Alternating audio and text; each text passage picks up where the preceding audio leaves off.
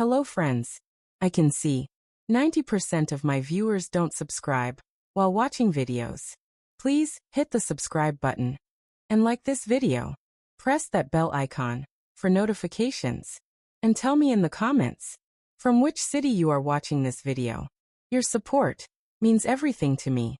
Now let's start with today's story. I am Isabel Morrow, and I am 34 years old. Today, I want to share with you the most devastating yet transformative story of my life. The moment my own husband looked me in the eye and called me useless. I made a promise that would destroy his world forever. You see, when I walked down that aisle 7 years ago, wearing my grandmother's vintage lace dress, I believed I was stepping into a fairy tale. The man waiting for me at the altar, Daniel, had swept me off my feet with his charm, his ambitious dreams, and his promises of building an empire together. But fairy tales, as I would learn in the most brutal way possible, are nothing but beautiful lies wrapped in white tulle and false hope. Daniel was a master of deception. In public, he was the perfect husband. He would pull out my chair at restaurants, compliment my appearance to friends, and speak about our future with such passion that even strangers would comment on how lucky I was. But behind closed doors, away from the admiring eyes of our social circle, Daniel transformed into someone I could barely recognize. The man who had once called me his brilliant muse now treated me like a burden he could not wait to dispose of.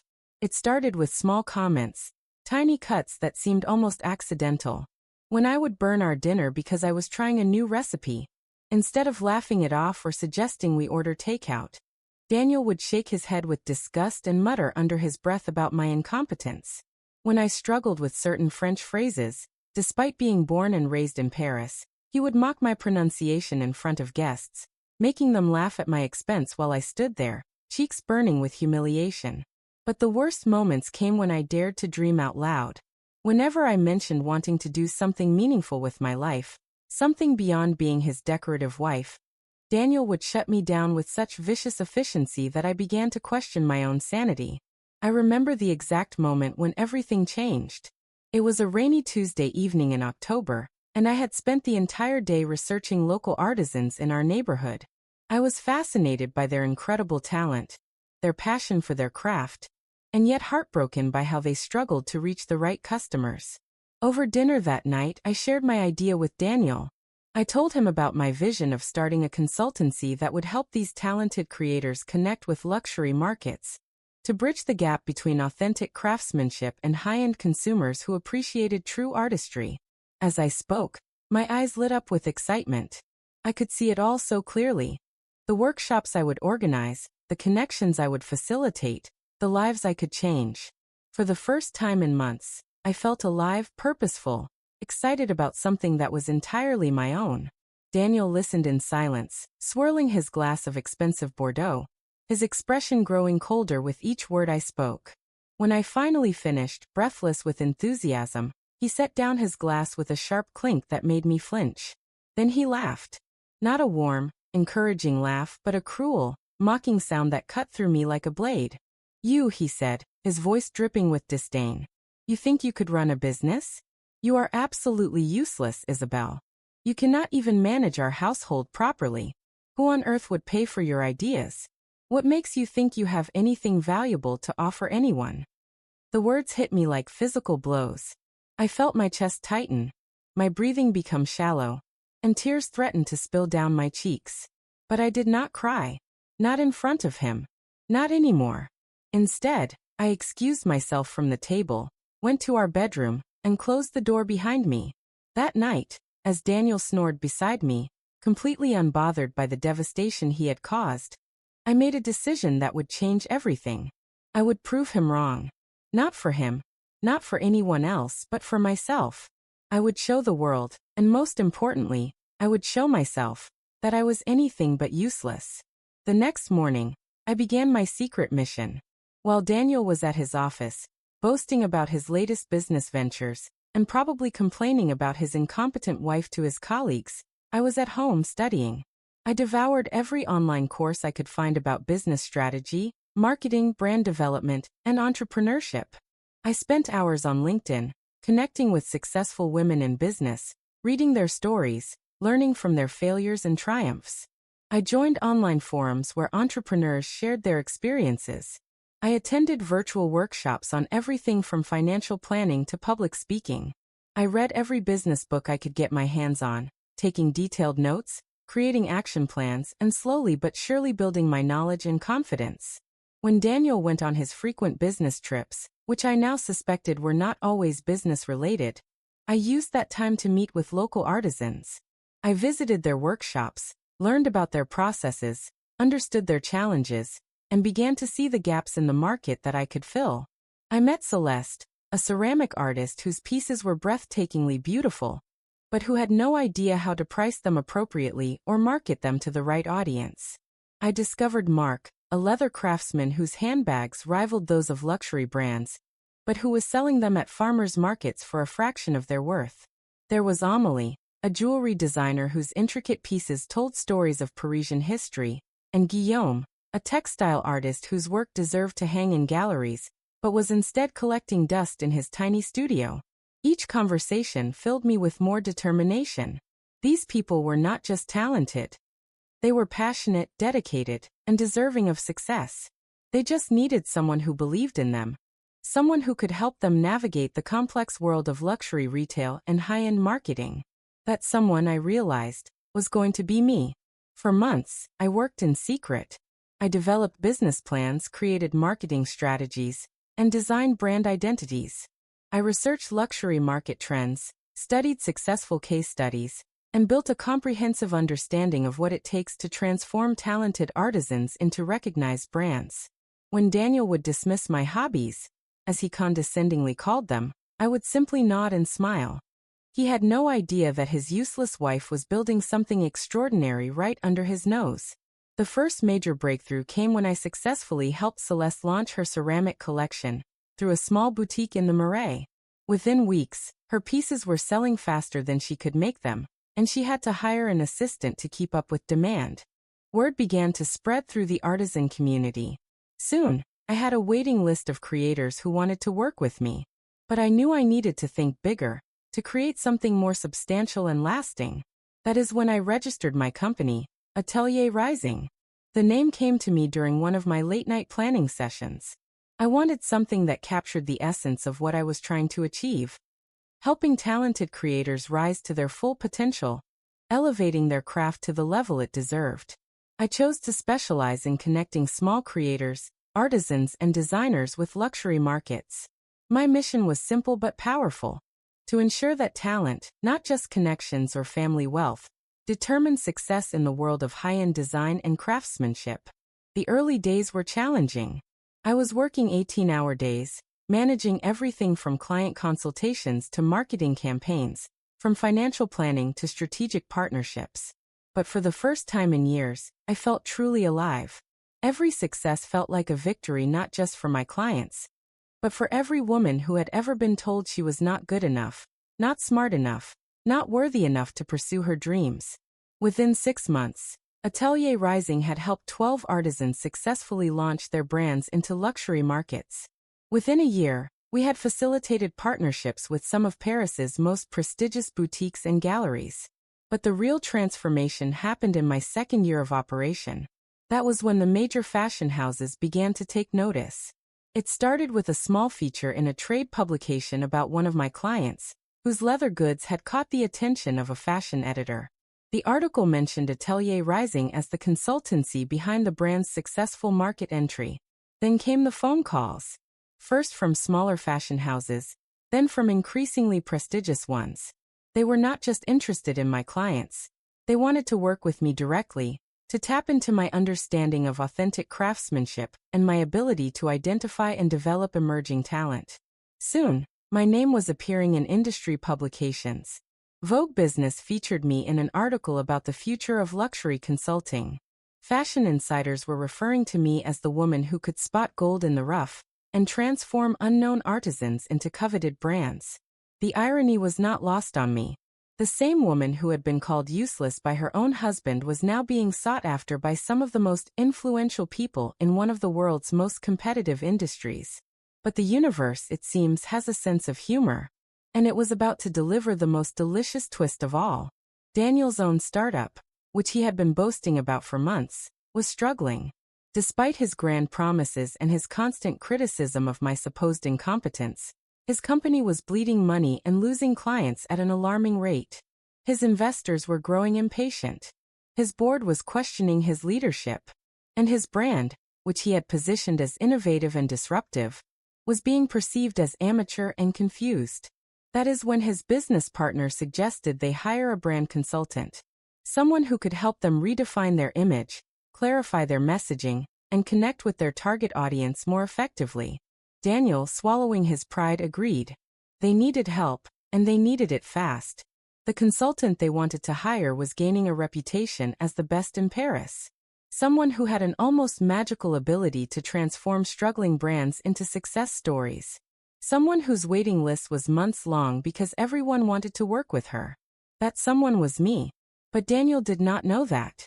He had been so dismissive of my work, so convinced of my uselessness, that he had never bothered to learn the name of my company or pay attention to my growing success. When his assistant called to request a meeting with the famed consultant behind Atelier Rising, I almost could not believe it. The man who had shattered my confidence was now desperately seeking the help of the woman he had convinced was worthless. I agreed to the meeting, but I did not reveal my identity. I wanted to see his reaction when he discovered that his useless wife was now the powerful businesswoman he needed to save his failing company. The day of the meeting, I dressed carefully.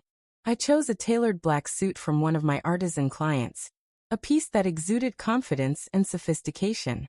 I wore heels that added 3 inches to my height, making me feel powerful and commanding. My hair was styled in a sleek chignon, and my makeup was flawless but understated. I looked like success. I felt like success. Because I was success. When I walked into that boardroom, carrying my leather portfolio and my business cards, I could feel the energy in the room shift. The other attendees straightened in their chairs, ready to meet the consultant who could potentially save their company. But Daniel, when he saw me, froze completely. His face went through a series of expressions: confusion, recognition, shock, and then something that looked almost like fear. "Isabel," he stammered, his voice barely above a whisper. "What are you doing here?" I smiled, the same smile I had perfected during all those dinner parties where he had humiliated me in front of guests. But this time, I was the one in control. "I am here representing Atelier Rising," I said, my voice steady and professional. I reached into my portfolio and pulled out my sleek business cards, sliding one across the polished conference table toward him. "Unfortunately," I continued, enjoying every second of his bewilderment, "after reviewing your company's current situation and brand positioning, I do not believe we would be a good fit. Atelier Rising works exclusively with clients who value authentic craftsmanship, innovative thinking, and respectful collaboration. Based on my research, your company does not align with our values or standards." The room fell silent. Daniel's business partner looked confused, glancing between us as he tried to understand what was happening. "But," Daniel said, his voice cracking slightly, "we can pay whatever you ask. We really need your help." I gathered my materials, stood up, and smoothed my skirt. "I am sure you do," I replied calmly. "But some services simply cannot be purchased by people who do not appreciate their value." As I walked toward the door, I paused and turned back to face him one more time. "Oh, and Daniel," I said, my voice carrying just a hint of the satisfaction I felt, "you might want to have your team do better research on the consultants you approach in the future. It could save you from embarrassing situations like this one." I left the room with my head held high, leaving behind a man who was finally beginning to understand the magnitude of what he had lost. The news of Daniel's failed attempt to hire me spread quickly through Paris's business community. People love a good story, especially when it involves poetic justice and a woman proving her worth despite the odds. Within weeks, my story was being shared in business circles, and media outlets began reaching out for interviews. I was careful about what I shared publicly, focusing on my journey as an entrepreneur rather than my personal relationship drama. But the story resonated with so many women who had experienced similar dismissal and doubt from the people who should have supported them most. 6 months later, my face appeared on the cover of Forbes Europe's Top 30 Under 35 in Business issue. The article detailed my journey from unknown consultant to one of the most sought-after brand strategists in Europe. It highlighted the success stories of the artisans I had helped, the innovation of my approach to luxury market entry, and the impressive growth of Atelier Rising, which was now valued at several million euros. That evening, as I was celebrating with my team at a rooftop restaurant overlooking the Seine, my phone buzzed with a text message from Daniel. "You have changed," it read. I stared at those 3 words for a long moment, thinking about everything that had brought me to this point. The tears I had cried in silence, the dreams I had almost abandoned, the strength I had found in my darkest moments. Then I typed my response. "No, I just stopped being who you told me I was." I never heard from him again. Today, as I write this story, Atelier Rising represents over 200 artisans across Europe. We have facilitated partnerships worth millions of euros, launched careers that have transformed lives, and created a new model for how authentic craftsmanship can thrive in luxury markets. I walk through Paris now with my head held high, not because I am seeking validation or approval, but because I know my worth. I see Daniel sometimes, usually from a distance, at industry events or business gatherings. He looks older now, worn down by the failure of his startup and the realization of what he threw away. Sometimes I catch him staring at me with something that might be regret, but I feel nothing but indifference toward him now. My face appears on billboards advertising luxury craft fairs. My quotes are featured in business publications. My success story is taught in entrepreneurship courses at French business schools. But the victory I am most proud of is not my financial success or my public recognition. It is the fact that I proved to myself that I am anything but useless. I am powerful. I am valuable. I am worthy of respect and success and love. And Daniel? He will spend the rest of his life seeing reminders of the woman he dismissed as worthless.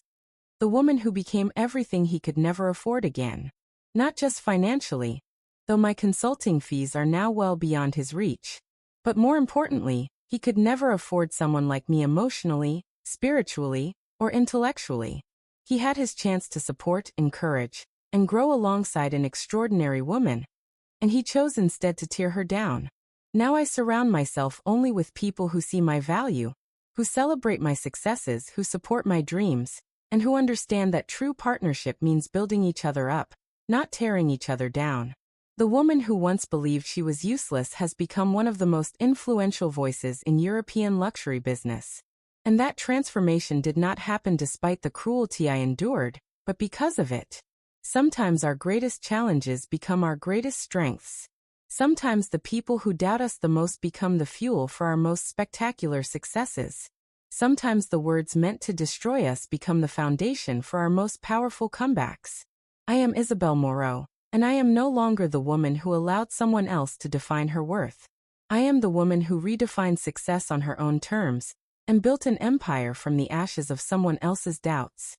And to any woman reading this who has ever been told she is not enough, who has ever had her dreams dismissed, who has ever felt small in the presence of someone who claimed to love her, I want you to know this. They are wrong. You are not useless. You are not worthless. You are not too much or not enough, or any of the lies they have told you to keep you small. You are powerful beyond measure, capable of extraordinary things, deserving of respect and success and love that builds you up rather than tears you down. Do not let anyone else write your story. Take the pen and write your own comeback. The world is waiting to see what you are truly capable of when you stop believing their lies and start believing in yourself. Subscribe to our channel for more incredible stories of transformation, empowerment, and triumph over adversity. Hit that notification bell to never miss an inspiring journey of someone who turned their pain into power.